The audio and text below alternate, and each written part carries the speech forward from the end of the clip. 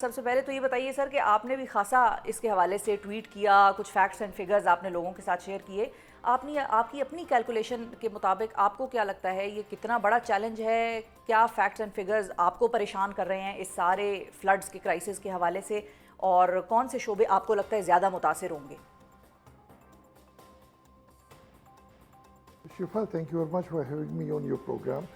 دیکھیں، اگر آپ اجازت دیں تو اسے تھوڑا سا کنٹیکسچولائز کر لیں. پہلے اس کے تین پہلو ہیں، ایک انتظامی ہے، ایک انسانی ہے اور ایک معاشی ہے. سب سے پہلے تو آ جائیں کہ فلڈز پہلی دفعہ تو آئے نہیں، کئی دفعہ فلڈز آ چکے ہیں. ہم ان سے کیا سیکھتے ہیں اور کیا امپلیمنٹ کرتے ہیں کہ اگلی دفعہ یہ نقصانات کم ہوں.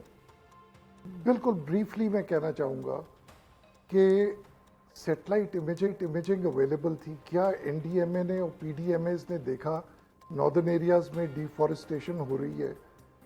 عام شہری سوشل میڈیا پہ تصویریں پہلے کی اور اب کی شیئر کر رہے ہیں جہاں پہ پہاڑوں سے درخت کاٹ دیے گئے. اس کا نقصان ہوا. بعد میں انکروچمنٹس واٹر ویز میں، ریور بیڈز میں بنی ہوئی تھی. کیا بتایا گیا کہ انہیں ٹائملی ہٹا لیں؟ نہیں ہٹایا گیا، نقصان ہوا. اسلام آباد سرینا چوک سب نے دیکھا، ڈپلومیٹک انکلیو ڈوب گئی کیونکہ واٹر وے بند کر دی گئی تھی. اس کے ساتھ سے جو مارگلا سے نیچے برساتی نالے آتے ہیں. پنڈی کے اندر ایک ایلیٹ ہاؤسنگ سوسائٹی میں کرنل صاحب، ان کی بیٹی 3 دن تک ان کو ڈھونڈتے رہے. ٹریجڈی ہوئی کیونکہ واٹر ویز بند کر دیے گئے. آپ نیچے آ جائیں پلینز میں، آپ کا لاہور کے اندر ہاؤسنگ سوسائٹیز ریور بیڈ میں بنی. ساری دنیا میں ریورز گزرتے ہیں شہروں کے اندر سے، لیکن امبینکمنٹس بنائی جاتی ہیں. ہم نے کیا سبق سیکھا؟ ڈیولپمنٹ ضرور ہونی چاہیے لیکن اس کے ساتھ حفاظتی انتظامات بھی ہونے چاہیے. ہم نہیں سبق سیکھا، نہیں امپلیمنٹ کیا. اب آ جائیں آپ، یہ تو ایک انتظامی چیز تھی کہ ہم نے کیا سیکھا. ٹھیک ہے. اگر پہلے نہیں سیکھا تو اب سیکھ لیں تاکہ اب انتظام کر لیں، آئندہ سے اتنا زیادہ نقصان نہیں ہو. انسانی پہلو مجھے سب سے امپورٹنٹ یہ لگتا ہے، اس کے بعد ہم معاشی اس پہ آتے ہیں. جی. جس ملک میں مارچ میں ایسٹیمیٹس آئے کہ کرنٹ بے روزگاری 22% پہ جا چکی تھی، تقریباً 44% سے زیادہ آبادی خطۂ غربت سے نیچے ہے. اس میں اب یہ ٹریجڈی ہو گئی، زراعت سے منسلک تقریباً 33 سے 40% لوگ ڈائریکٹلی زراعت سے منسلک ہیں. پچھلے 2 فصلوں میں 2 سال گندم کی فصل کے ساتھ کیا ہوا اور باقی فصلوں کے ساتھ کیا ہوا. ذمہ دار کا تو حال برا تھا. اگر آپ ٹریکٹر سیلز، جو ایک بڑا روٹین کا انڈیکیٹر ہے ایگریکلچر سیکٹر کا، تو 2002 کے بعد سے سب سے کم سیلز پچھلے 1 سال میں ہوئی. اس میں سرکاری خریداری جو کی گئی بانٹنے کے لیے ٹریکٹرز وہ شامل تھی. اس کے باوجود مسئلہ یہ ہے سہیرا صاحب کہ آپ نے جو یہ سارے فیکٹس اینڈ فگرز بتائے ہیں، یہ عوام کو کچھ کے بارے میں پتہ ہے، کچھ کے بارے میں نہیں تھا پتہ. آئی ایم ایف کے پروگرام کے تلے تو پہلے ہی ہماری معیشت دبی ہوئی ہے. اگر $2 ارب کی بات کر رہے ہوں، یا جو احسن اقبال صاحب کے اپنے فگرز آئے ہیں کہ بھئی 500 ارب روپے کی بات ہم کر لیں کہ اتنا نقصان ہوا ہے، تو یہ ہم مزید کیسے اس کو ہم برداشت کریں گے جہاں پر ہمارا کسان جو زمیندار طبقہ ہے وہ بھی دبا ہوا تھا، پسا ہوا تھا. پہلے ہی ٹریکٹر سیلز کی آپ نے بات کی، لویسٹ تھی پچھلے سال میں.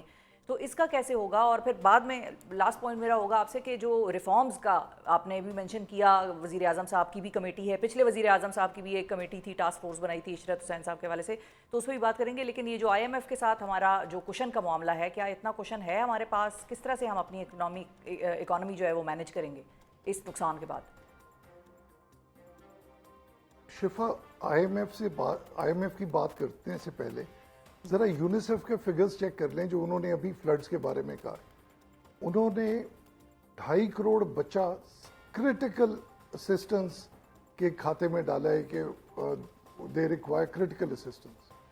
تقریباً 3 کروڑ لوگوں کو اس ٹائم نیوٹریشنل نیڈز ان کی انڈینجرڈ ہیں. 5.5 ملین 55 لاکھ فیملیز وہ کہہ رہے ہیں کہ جی ڈائر نیڈ آف سپورٹ میں ہے. اگر 4 کروڑ آدمی آپ کا ڈائر نیڈ میں ہے، اور یونیسیف خود کہہ رہی ہے، یونیسیف کے یہ فگرز ہیں، انہوں نے اپیل کی ہے $141 ملین کی. احسن اقبال صاحب 500 ارب روپے کی بات کر رہے ہیں, جائز بات کر رہے ہیں. ہمارے تھنک ٹینک نے, economic policy business development think tank, بڑی دیر سے ایک چیز کہہ رہا ہے کہ دیکھیں ایگریکلچر سیکٹر آپ کا سٹرگل کر رہا ہے, یہ فلڈز کی وجہ سے اور زیادہ تباہی آ گئی ہے. ہمیں کسی اور سیکٹر کو تو اٹھانا پڑے گا نا فوراً, اور ایگریکلچر سیکٹر کی ریہیبلیٹیشن کرنی ہے, ریلیف کرنی ہے. پنجاب گورنمنٹ نے بڑا اچھا کیا کہ 5 لاکھ روپیہ ڈیمیجڈ گھر کا, 10 لاکھ روپیہ پورے گھر تباہ ہونے کا, 5 لاکھ روپیہ بھینس کا. آئی ایم مور ورڈ کہ کسانوں کے پاس جو دیہی علاقوں میں لوگ رہتے ہیں ان کی ساری گندم جو اگلے اپریل تک کھانے کی تھی وہ بھی ختم ہو گئی. دس از اے سیریس ہیومینیٹیرین کرائسس. اب جیسے آپ نے کہا پیسہ کہاں سے آئے گا. جی, جو 3 چیزیں ہیں جو آپ مشورہ دیں گے گورنمنٹ کو کہ پرائیورٹی پہ کرنے والی 3 چیزیں, وہ کیا ہوں گی گورنمنٹ کے لیے, اگر آپ سجیشن دیں؟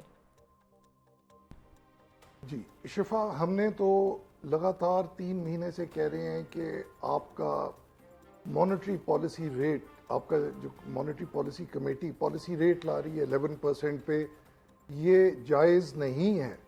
یہ اگر آپ دیکھیں یہ بنتا ہے 8% ریئل انٹرسٹ ریٹ. آپ اپنے ہمسائے ملک کو دیکھیں, آپ اپنے باقی کمپیٹیٹو ملکوں کو دیکھیں, ان کے اندر 1.5% سے 4% کا فرق ہے ریئل انٹرسٹ ریٹ اور پالیسی ریٹ میں. ہم یہ کہہ رہے تھے کہ آپ 11% سے اسے 9% پہ لے کے آئیں. ٹھیک ہے, جو کل ہونا چاہیے تھا انفارچونیٹلی نہیں ہوا, اور دسمبر تک اسے 6% پہ لے کے آئیں. آپ کی انفلیشن گورنمنٹ جو کہہ رہی تھی CPI 3.5% کے قریب تھی.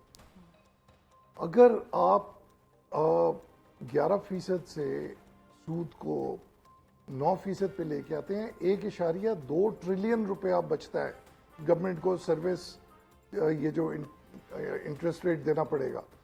یہ 1.2 ٹریلین روپیہ بچا کے یہ فلڈز کی جو ہے ریلیف آپریشنز, جو فلڈ کی ریہیبلیٹیشن کا کام ہے, ریسٹوریشن کا کام ہے, انفراسٹرکچر کا, لوگوں کا, یہ کیا جا سکتا ہے. اور